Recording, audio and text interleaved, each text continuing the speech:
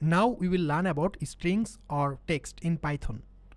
The objectives are learn about strings, indexing and slicing strings, strings method, and finally string formatting. So what is a string? A string in Python programming is a sequence of characters that make some meaningful output or meaningful messages.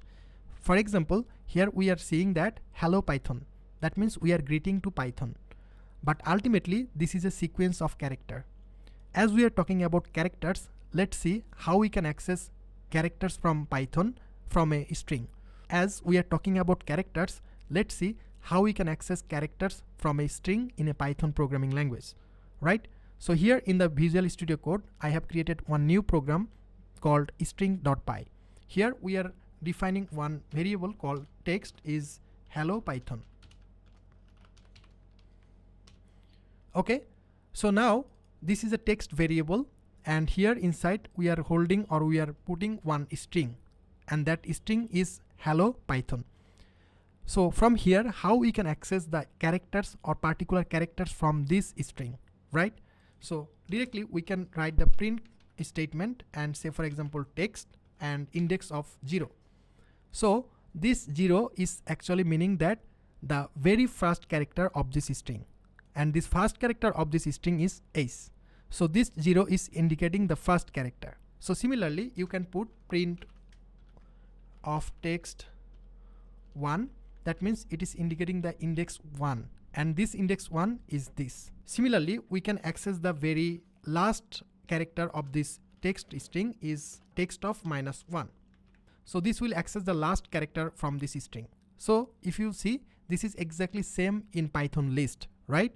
But in Python list, we works with list item, but in string, we works with character, correct? So if we run this program, and we can see the first character is ace, that is printed, the second character is e, that is printed also, and the last character is this exclamatory sign, right?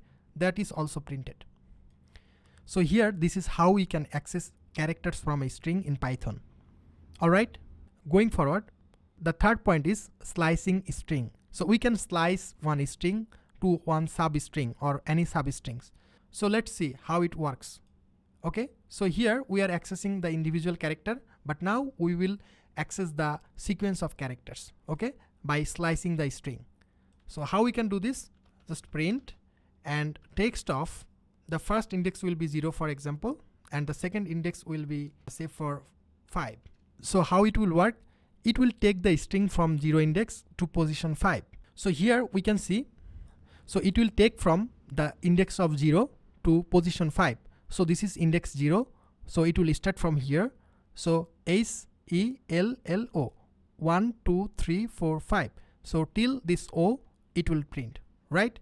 Similarly, if you want to print only Python, what we can do? Just print text of the index start for P is 0, 1, 2, 3, 4, 5, 6, 7. Here note that this space is also one character, but it is an invisible character, right? So we will start from 7, and then we will end to 13, like 7, 8, 9, 10, 11, 12, 13. Next we will take till this n, right? Here the index of P is 7, but the position is 8. So 8, 9, 10, 11, 12, 13. So 13 will be the position of n. So here we have to put 13. So now if we run this program, we can see hello Python. So we extracted the substring or sliced the string and printed on the terminal, right? So using this slicing, whatever you can do with this text, you can do, right? So going forward, the next is common string methods. So in Python, we have some built-in string method. We will see what they are. We will see how they work. Okay. Alright, I'm copying this program and pasting into our code. So here we can see the message is Python programming, and there is some space character before and after the actual text. So the first method is the message dot upper. This upper actually makes this string uppercase, like total uppercase, and this is the lower. That means making the Python string lowercase. And the next method is stripping the text or string. So here if you see, before this Python, here is some space, and here is some space as well. So if we strip this string, so it will remove the extra space from this text, okay, from both sides. The next method is replacing some substring or some word from a string. You can see here we are replacing this Python to Java. So it will replace this Python text with Java. So finally the message will be Java programming, right? And finally, one more basic method is splitting the string. If we split the string in some rule, then it will be categorized or splitted and it will be stored in a Python list. So let's see if we run this program, how we get the result. So here Python string.py. If you see the first line, the Python programming is having the space, extra space before and after this actual string. And here for this upper method, we are getting all the case uppercase, right? And for lower, it is showing as lower. But here, if we put any uppercase letter here, for this lower, it will be full lowercase. Okay, then the third line printed Python programming. But if you see, there is no extra space before this Python. That means this strip actually removed the extra space from before and end. Then the replace method replaced the Python with Java programming, right? And the next method is split, and that's split the word by space. So here if you see, we have Python space programming. So it will split by this space. And that's why it showed Python then programming. So this is the two items in a Python list, right? Okay, the next is checking the substring. Here I will copy this program and we will put into our program file. Okay, so here I can see there is text variable we defined and we put I love Python here in this text variable.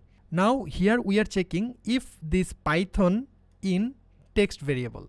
So if it actually exists, then it will return true, otherwise it will return false. So here if we see at the line of 3, print Python in text. If this Python text is inside this string, then it is going to return true, or otherwise it is going to return false. So if we run this program, we can see true, true. Here we are saying that, but in full line number 4, we are saying that Java not in text. That means it's true because there is no Java inside this string. So this is true. And that's why for both lines, it's showing true. But if we write print Java in text, but actually in this string, there is no phrase or no word called Java. And that's why the third print going to return false. See? Okay. And finally, we will learn about string formatting. String formatting is very important for formatting string and replacing dynamic data inside one string. So here we will just copy this program to understand and paste into our program file. So here if you see, I have two variables defined here. The name is Alice and the age is 25. Now here we are printing some text here inside this print function, right? So here I wrote here, my name is curly braces, the name of the variable, and then comma, then I am again the curly braces, there is age, years old. If you see the name, the color of name and age variable is different here in this VS Code, because although this whole is a string, but still here inside this string we are printing the dynamic value of a variable, and that is called string formatting. To support string formatting, we must have to put F before this string. Okay, so here if we put F before the string start, then we can put some variables data to be replaced dynamically when the program runs. Here to add variables inside the string using the string formatting, you have to put the curly braces, and in the curly braces you have to put the name of the variable, and that will work. If we run this program, if you see, my name is Alice and I am 25 years old. So this is actually called string formatting. But if we remove this F from here, notice that here the color changed already. And if you run it, you will see my name is name and I am age year old. So the real value did not replaced. And that's why we must have to put here the F before starting the string.